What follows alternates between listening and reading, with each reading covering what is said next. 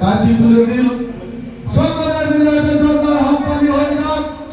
হরিমালায় প্রণব শিলা সরকার ওনারা ফিতা কেটে উদ্বোধন করলেন। এবার প্রদীপ প্রজ্বলন মোমবাতিটা ধরাও। এবার প্রদীপ প্রজ্বলন করবেন মাননীয় প্রধান এবং শিলাধর সরকার চালু সরকার কোথায় সামনে আসবেন।